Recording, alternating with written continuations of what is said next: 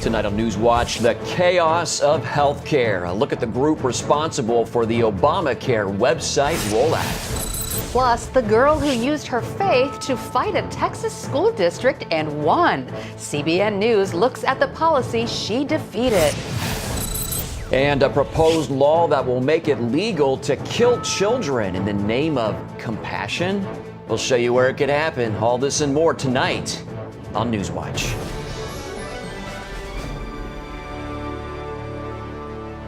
Good evening. I'm Mark Martin. And I'm Lori Johnson. Why was the launch of the Obamacare website such a disaster? The rollout of the online healthcare exchanges has been so bad, it's casting a shadow over the rest of Obamacare as well. Paul Strand has tonight's top story from Washington.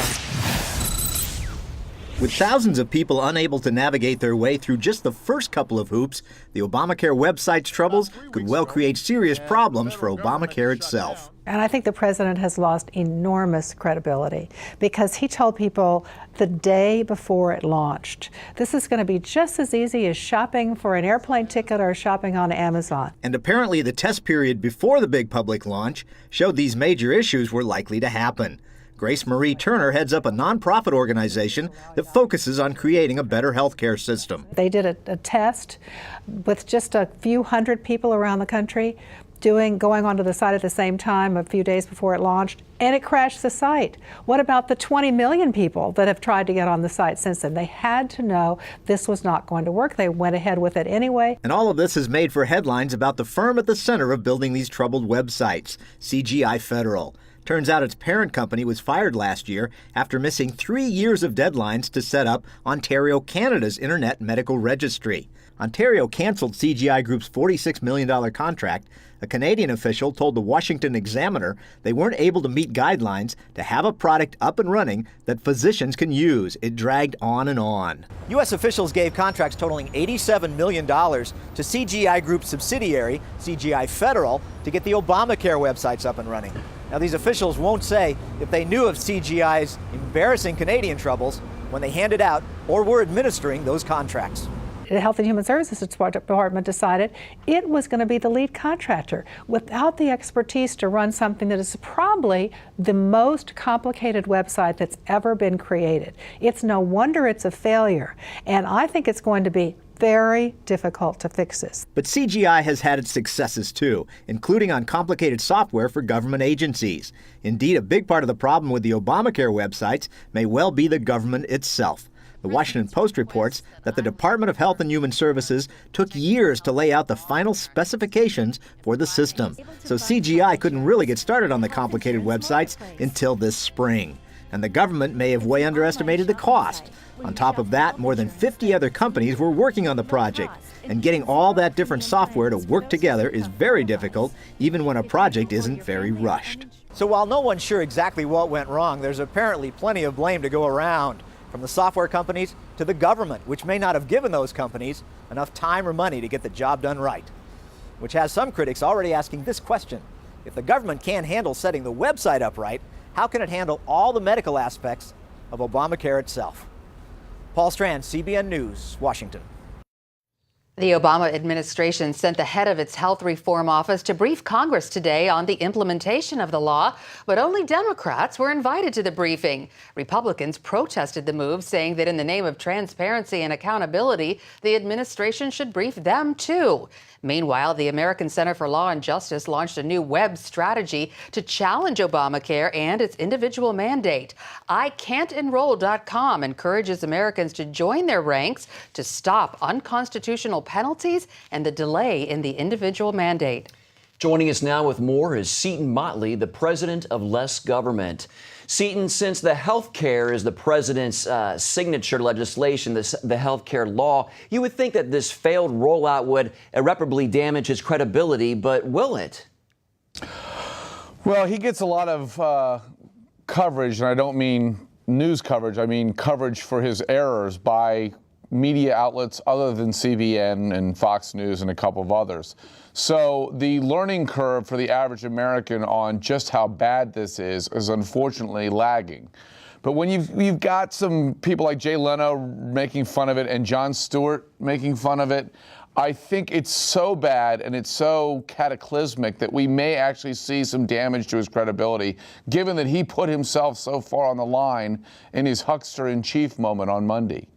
Well, will anyone be held responsible, do you think, from the president to Kathleen Sebelius and on down? I mean, is anyone going to be fired over this? When Barack Obama came out and said, this is unacceptable, I said if he thought it was unacceptable, it wouldn't have been taken him 3 weeks to say so. We were already 3 weeks into the fiasco. He doesn't fire people. I mean, we have Herrick Holder being found in contempt of Congress once, and probably on the verge of being found so again if they want to pursue it. He's still there. Sebelius, if she were to be fired for this, I think would have already been fired by now. I think she's in for the long haul. Thousands of consumers who buy their own insurance policies are getting cancellation notices and are being forced to buy more expensive plans. Do you think there's going to be a lot of people who are going to have to go without insurance because they can't afford it? I've been saying from the beginning that I would bet anybody who favors this law money that more people will lose their insurance because of this than actually acquire insurance because of this.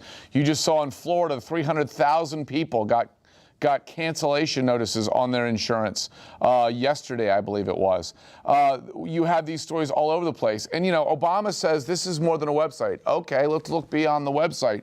You have people losing their insurance. You have people losing hours on their jobs, down to 29 hours when they're not losing their jobs entirely. It's a disaster. It's not just destroying the private health insurance sector. It's destroying the entire private sector.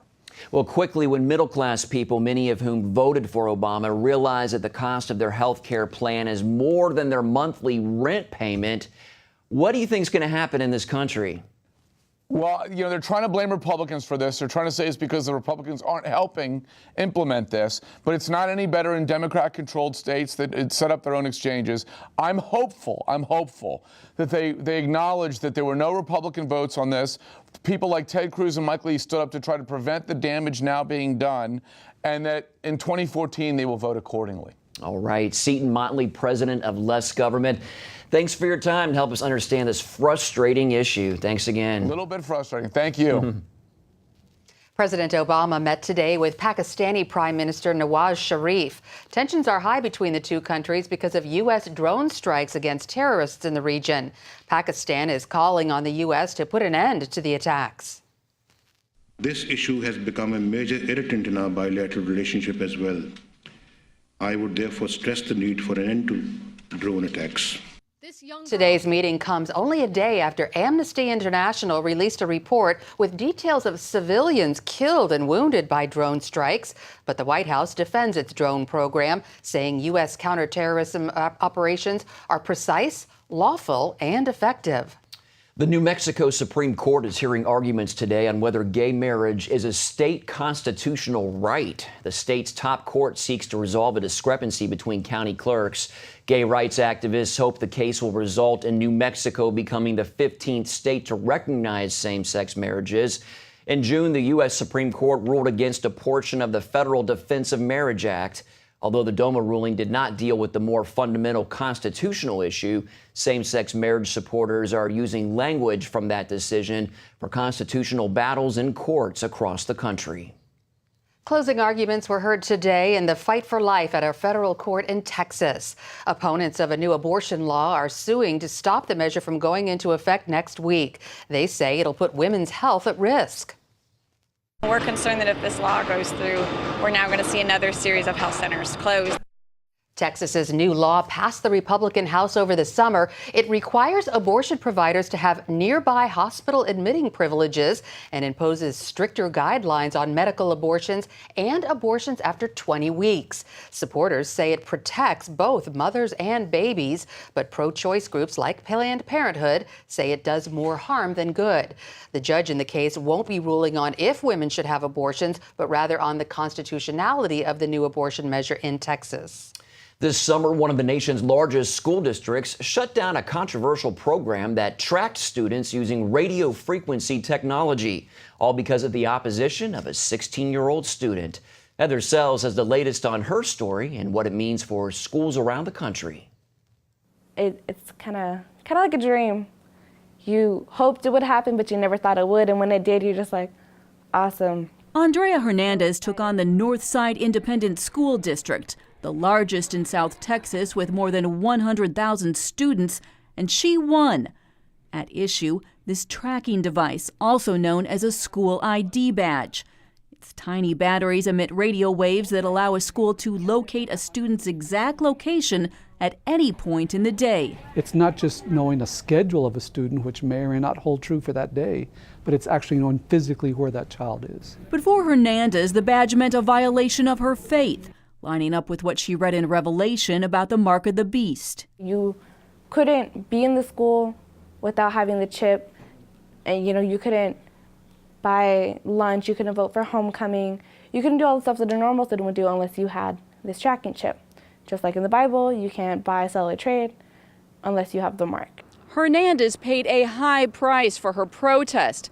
When it became clear that she would not wear the RFID badge, her magnet high school expelled her.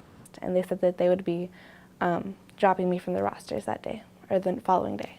So what caused Northside to switch gears and drop the $250,000 program? Spokesman Gonzalez said it came down to money. Northside had hoped the RFID badges would allow it to better track and count extra students for attendance, bringing it more in state funds. But in the end, attendance barely increased at its 2 pilot schools, bumping up by less than 1%. What happened in San Antonio may slow down the movement to put RFID technology in schools across the country. That's good news for privacy advocates and for Hernandez, who is back and ready to enjoy school. RFID being gone is a huge weight lifted off my shoulders. It's good to go back and just be a student. And it's good to not have to worry about tracking and all this radiation floating around the school. Reporting in San Antonio, Heather Sells, CBN News. America's attitude toward marijuana is vastly different today than it was just a year ago. Now, most Americans believe the drug should be legal. According to a new Gallup poll, 58% of those surveyed favor the legalization of marijuana. That number jumped a full 10 percentage points from just 1 year ago. Right now, 20 states permit marijuana for medical use. Washington State and Colorado are the only 2 states that permit it for recreational use. Coming up, CBN News is in Israel with an exclusive look at a new exhibit tracing the history of the Bible. In 2008, my husband Gary departed for heaven. I was still grieving. And then to find out I had cancer, I began praying, God, how do I do this? Where do I do this? Cancer Treatment Centers of America was the place. Dr. Neelam outlined a plan that would take care of my mind and my body, and she prayed with me. For Bible-believing Christians, we're able to pray with them in a much deeper way as they begin to really rely upon their faith. At Cancer Treatment Centers of America, we believe in the power of faith and prayer as indispensable allies in the fight against complex and advanced stage cancer. I'm back in Telluride on the mountain skiing. I feel strong and healthy. Advanced medicine and technology. And I am a survivor. The warm embrace of the Spirit and the power of prayer. These are happy tears. Please go to cancercenter.com/faith. Appointments available now. Cancer Treatment Centers of America. Care that never quits. Jim is 38, mortgage, married, 3 great kids. He wants to protect his family with a $500,000 term life insurance policy. What do you think it'll cost him? $100 a month? 60? 40? Actually, none of the above. Jim can get a $500,000 policy from a highly rated insurer for under $19 a month. His secret? SelectQuote. SelectQuote is impartial. They'll comparison and shop the pick of insurance companies like these to give you a choice of your best prices. SelectQuote has great savings on term life for women, too. Jim's wife, Deidre, can get a $500,000 policy for under $16 a month. SelectQuote has helped make term life insurance affordable for hundreds of thousands of people since 1985. How about you? Just call this number or go to SelectQuote.com. SelectQuote. We shop, you save. NATO will help advise Libya on strengthening its security forces. Today marks 2 years since the fall of Muammar Gaddafi. Since then, Libya's fragile government has been crippled by infighting, as well as powerful militias wreaking havoc across the country. Over the summer, eastern militias took control of oil exporting terminals, robbing the country of its main revenue source, and others in the south cut off water to the capital for days. NATO officials approved Libya's request for help and plan to send a small advisory team. Increased violence in northern Iraq is pushing Christians out of that part of the country. The Kurdish north was considered a safe area for Christians, but the World Watch Monitor website reports bombings in recent months are causing panic and many are fleeing. Al-Qaeda has claimed responsibility for several of those attacks. Some Christians have been told by local police that they should not be in Iraq because it is Muslim territory. The Christian charity Open Doors says if the persecution continues, there may be no Christians left in Iraq by 2020. A unique exhibition of Bible history opens this week in Israel. CBN News recently went to a Jerusalem museum for an exclusive preview of the display. John Waggy has that story. They call it the Book of Books. The exhibition traces the history of the Bible and the Jewish roots of Christianity, tracking the story of God's written word from the Dead Sea Scrolls to the Gutenberg Bible and beyond. It's the first presentation of this collection of rare and important Bibles and manuscripts and biblical texts, looking at the Old Testament and the Hebrew Bible and the New Testament together in one exhibition here in Jerusalem. The significance is that we are trying to show the Jewish roots of Christianity. Bible Lands Museum Director Amanda Weiss says there's no more important city than Jerusalem to host such an exhibit. We've put an added effort to make it an equally balanced and important exhibition for both the Jewish audience and the Christian world. The exhibition begins in the Judean desert. We have a representation here of facsimiles of those Dead Sea Scrolls that belong to Amman, Jordan. Exhibit curator Heather Reichstadt says the dispersion of the Jewish people in 70 AD sets the stage for the exhibit. We move into North Africa, where we then start to see introduction of Greek, where you have the Septuagint. It's the Hebrew Bible or Old Testament to Christians in the Greek language. After that, we have the introduction of earliest New Testament text. The artwork on the walls relates directly to the exhibits, and a floor map traces the spread of God's Word throughout the world. Interactive iPads allow visitors to zoom into texts, like this genealogy from Adam to Christ. There's even an exact working replica of the 15th century Gutenberg press, which printed the famous Gutenberg Bible. And you have a printed page. You could print out several thousand in a day. We do end the exhibition with one of the oldest biblical texts known to date, which is a blessing from Numbers 6, 24 through 26. May the Lord bless you and keep you. Most of the exhibit comes from the Green family collection, which will one day have a permanent home in a new museum in Washington, D.C. Kerry Summers is chief executive of the Green Collection. He says they want to change the notion many people have that the Bible is not readable. We take on that challenge to provide a means for people to get comfortable reading it. It's literally one of the great rights of the world. It's fantastic, it's entertaining, it's mystery, it's everything that good movies are made of, are found in the Bible. John Waggy, CBN News. Up next, a look at why some are calling Belgium a culture of death.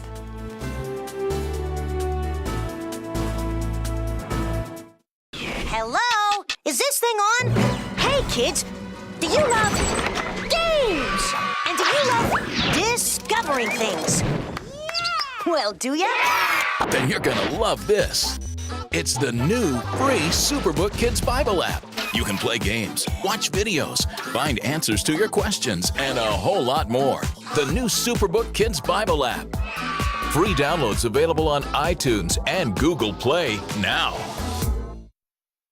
Stop struggling with heavy hoses that are kinked and deliver little or no water, or worse, break. Introducing the incredible Flexible Hose. Turn the water on and it expands up to 3 times its original length, so you can easily guide it anywhere you need without tangling. When you turn the water off, as it drains, the hose retracts back to its original shape. Standard rubber hoses can weigh between 8 and 12 pounds, but a 25-foot flexible hose weighs less than a pound. The flexible hose is so compact and lightweight, a child can manage a 75-foot hose easily. The flexible hose will never kink and is guaranteed to take the mess out of watering your lawn and plants. So washing your windows or spraying off your gutters has never been easier. The flexible hose is made of a tough double wall construction that is designed to bend and stretch but never kink. Flexible hose is designed like a fire hose for speed, storage, and strength to last a really long time. Call or visit flexiblehose.com to order the incredible flexible hose for only $19.95. Call right now and we will include a 7-way adjustable spray nozzle free. You can choose a full action spray, a gentle mist, a powerful jet, a vertical mist, flat spray, a cone spray, or a soaker setting. So stop coiling your hose with bulky devices. Flexible hose automatically retracts in seconds and weighs less than 1 pound. In fact, a 75-foot hose easily fits in a small bucket and stores away neatly in a drawer. Flexible hose saves you precious space on boats and is perfectly portable for RVs. But wait, order today and we'll give you a second flexible hose system free. Just pay separate processing and handling. That's 2 flexible hoses and 2 7-way adjustable spray nozzles, a $40 value, all for only $19.95. This offer is not available in any store. Order now. To order flexible hose and take advantage of this amazing double offer, call 1-800-769-3384 or go to flexiblehose.com. Remember, this offer is not available in stores, so call now. Belgium has been called the culture of death. That's because of lax laws on abortion and euthanasia. Now children in the country could have themselves put to death if the parliament there decides to make it legal. Dale Hurd brings us tonight's Focus Report from Brussels. This is Belgium, where euthanasia was legalized over 10 years ago, and today people are euthanized for blindness or for a botched sex change operation. And now Belgians want to extend euthanasia to children. Under legislation currently being debated in the Belgian parliament, terminally ill or suffering children under 18 could be put to death if they request it, their parents consent to it, and an expert deems the child is capable of understanding the decision. The bill is widely supported and is expected to become law. Supporters of Belgium's proposed euthanasia law say that it's necessary and compassionate. Critics say it's only the next phase in what they call a culture of death. Euthanasia is now listed as a medical therapy in Belgium. Not only do 2/3 of Belgians favor the new euthanasia bill, but in another controversial poll, 3/4 said it would be okay for parents to euthanize their sick children without the child's consent. Corinne Boucher is with the European Center for Bioethics in Brussels. The child doesn't have the maturity to get married or to buy alcohol or to buy cigarettes. And now we are trying to say he might have the possibility to ask for euthanasia. Michelle de Koikalara, a law student, is the founder of the March for Life in Brussels. You said something interesting that children never choose to die. No, I don't believe this. I don't believe a child under the 18 who is sick and who is ill wants to die. Who will give the suggestion to the child that one of the solutions is euthanasia? A child doesn't know what euthanasia is. A child doesn't know what death is. Experts say sick children almost never want to die. So why is such a law even necessary? For me, it's a sort of symbolic law. It's a sort of revenge of the socialist and liberal parties, of this kind of people who want to show, look, Christianity in Belgium, it's finished. And what the law will almost assuredly do is make the practice of killing suffering children more common. Some Belgian doctors are already killing newborns with spina bifida if the parents request it. The answer is caring. Boucher says what doctors should be doing is offering world-class palliative care that alleviates suffering. But the media and the left in Belgium are sending the message that doctors who resist euthanasia are uncaring. If you refuse euthanasia, you are the bad doctor. it's not tolerance, it's really discrimination, and it's the world upside down. Under this whole words and terminology like it's safe, it's completely controlled by doctors, we give doctors a right to kill. Doctors should cure, they should not kill. A vote on the measure is expected soon. Dale Hurd, CBN News, Brussels. Up next, the royal baby christened in a not-so-traditional ceremony. Attention sleep apnea patients. Are you tired of the expense and hassle of getting your CPAP and BiPAP supplies? Are you fed up with dealing with ill-fitting, leaking, or worn-out masks and straps? Are you worried about the effects that unsanitary tubes, cushions, and filters have on your health? If you said yes to any of these questions, Allied Medical Supply Network has the solution to your problems. You could qualify to have your supplies regularly delivered right to your door at little or no cost to you. That's right, no more inconvenience, no worn-out masks and straps, no more unsanitary equipment, just restful sleep. Call Allied Medical Supply Network today to determine if you may qualify to receive your fresh, brand-name supplies at little or no cost. Don't delay. Call us now to see if you are eligible to save money on regular delivery of your CPAP and BiPAP supplies. Call 1-800-815-9947. That's 1-800-815-9947. Or go to cpapsupplyhelpline.com. Announcing an important breakthrough in healthcare that can benefit everyone. If you or anyone you love needs affordable health insurance, regardless of a pre-existing medical condition, call Quick Insurance 123 today and get the immediate relief you deserve. Quick Insurance 123 was created to provide affordable health insurance to all uninsured Americans, with or without pre-existing conditions. This is not a discount card. This is a real insurance program that lets you choose from many affordable health plans, with access to doctors, hospitals, emergency services, and more. So call the number on your screen now and get the health coverage you need just for calling. As a special bonus, we'll send you a free prescription savings card that could save you up to 85% on your prescriptions. That's right, you could save up to 85% on your prescriptions just for calling. Call Quick Insurance 123 to find out how you can get affordable health insurance and receive your free prescription savings card just for calling. Don't wait. Getting a free quote is as easy as 1, 2, 3. Call today. Britain's 3-month-old future king, Prince George, was christened today. Yeah, with water from the Jordan River. 4 generations of the royal family gathered at the Royal Chapel of St. James's Palace. Prince William and Lady Catherine asked 7 people to be godparents, including a friend of the late Princess Diana and one of William's cousins. The venue and selection of godparents raised some eyebrows, but many are in support of the break in tradition. This is very much about the couple making sure that George is going to be raised as ordinary as he possibly can be, with people that have spent very much the most normal part of Kate and William's lives with them, their school years and their university years.